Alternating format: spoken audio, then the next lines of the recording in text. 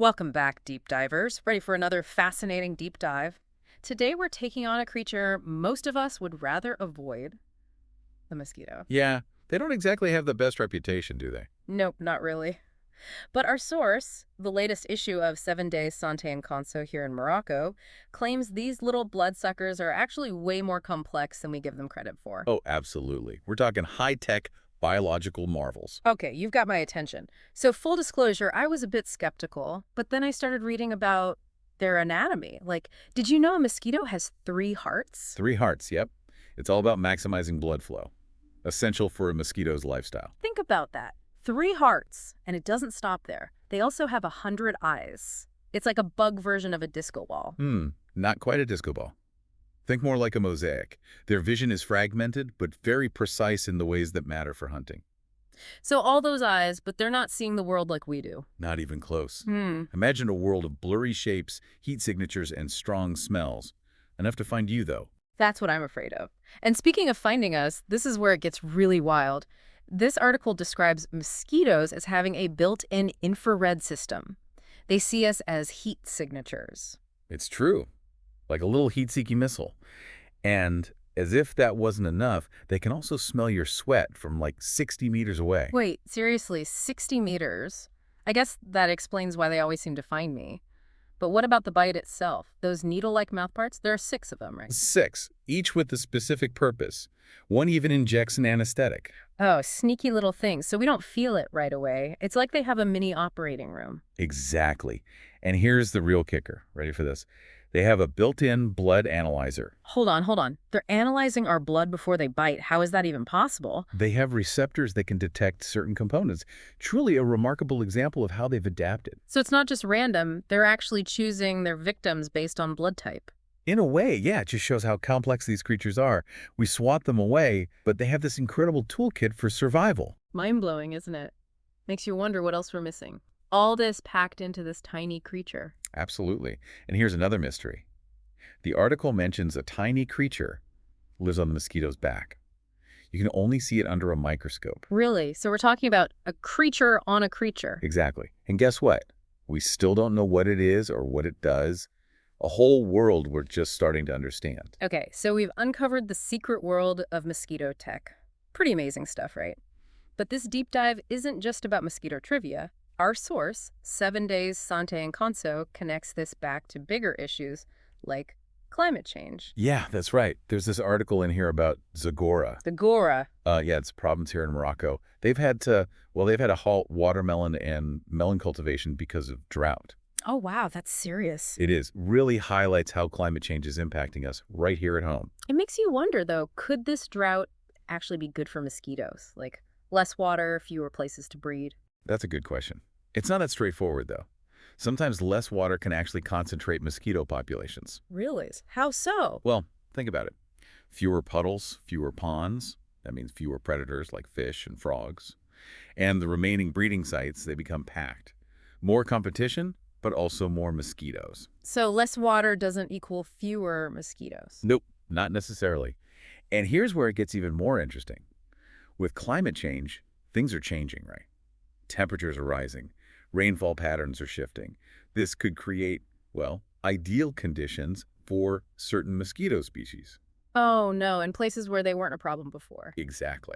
And that has some big implications for human health. Yeah, I was just thinking about that, the diseases they carry. Right. Diseases like Zika, dengue fever, malaria, they could spread to new regions, more people at risk. Climate change isn't just an environmental issue, it's a public health issue too. Wow, it's all connected. So what can we do about it? It feels like we're fighting a tiny flying enemy that's getting stronger. It is a challenge, no doubt. Globally, reducing greenhouse gas emissions, that's key. But there are things we can do locally, too. Like what? Give me some hope here. It's actually pretty simple. Eliminate standing water around your home. Empty flower pots. Clear those clogged gutters. Make sure kiddie pools aren't just sitting there filled with water. Okay, so simple steps can make a difference. It really can. And then, of course, there's personal protection, repellent, long sleeves, pants, especially if you're in mosquito-prone areas. It's not just about an itchy bite, it's about those diseases. That's right. And speaking of prevention, the article also highlights something else. Vaccines. Vaccines. How do vaccines fit into all of this? Well, vaccines can protect you from some of those mosquito-borne diseases directly, like yellow fever, Japanese encephalitis, but they can also help indirectly. Indirectly. Yeah, by reducing the need for antibiotics. Okay, I'm following you. Less disease, less need for antibiotics. Exactly. And that's good because, well, overusing antibiotics leads to antibiotic resistance. Infections become harder to treat.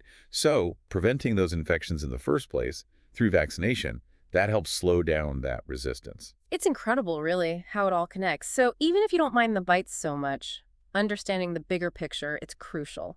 And speaking of understanding our bodies, there's something else in this 7 Days Santé Conso that surprised me. Oh, what's that? It's about, well, about eating fruit for dessert. You're a fruit fan. Oh, I love fruit.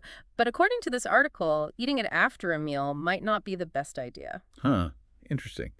It's not something most people think about. But the timing of your fruit intake, it does matter for digestion. So what's the issue? Foods, they digest quickly. So if you eat them after a big meal, they can get stuck, so to speak, Yeah. behind all that other food in your stomach. And then they start to, well, ferment. Ferment, like turn into wine. Not wine exactly, but yeah, similar process. This fermentation, it produces gas, even a little alcohol, leads to bloating, gas, heartburn. My after-dinner fruit salad is the culprit. I never realized. It's possible. The article, it recommends eating fruit on an empty stomach, either in the morning or a few hours after a meal. That way it digests properly. Okay, I can try that. But no more fruit with my tagine. That's a tough one. It might take some getting used to, but hey, it's all about feeling your best. Good point. So we've gone from mosquito anatomy to climate change to fruit digestion. This deep dive is full of surprises. It's true. And there's one more important topic we need to cover. It's especially relevant for, well, for our female listeners. Oh, what's that? Breast health. So breast health. It's a topic that, well, that deserves our attention. It really does. And this issue of 7 Days Santé Conso, it includes an interview with a breast surgeon, Dr. Raja Agzadi. She talks about something, well, something many women might not be aware of, breast density. Breast density. I'll admit that's not something I've really thought much about. What exactly does it mean? It's about the proportion of different tissues in the breast. You have glandular tissue, fibrous tissue, and fat. Denser breasts, they have more of that glandular and fibrous tissue. Okay, I'm following you, but why is that important? Well, it can make it harder to see things on a mammogram, to spot those abnormalities. Oh, wow. So even if you're getting your mammograms regularly, there's a chance something could be missed. That's exactly what Dr. Exotti is saying. She really wants women to understand their breast density. Talk to their doctor about it. So what can you do if you have dense breasts? There might be other screening options like ultrasound or MRI. They can give a clearer picture. So it's really important to know your own body. It is. Early detection, it's so crucial when it comes to breast cancer. The earlier, the better the chances. Dr. Exotti's message is clear. Be proactive. Get those checkups. Talk to your doctor. It's powerful, isn't it? Taking charge of our health. And it's amazing how this one issue of 7 Days Santé Conso, it's taken us on such a journey. Mosquitoes, climate change, digestion, and now breast health. It just shows how interconnected it all is, right? It does, and how important it is to stay curious, to learn, and to take care of ourselves. I couldn't agree more. So if you're looking for a source of fascinating information like we've talked about today, check out 7 Days Santé Conso. You can find it at your local newsstand or online. And until next time, deep divers, stay curious, stay informed, and most importantly, stay healthy.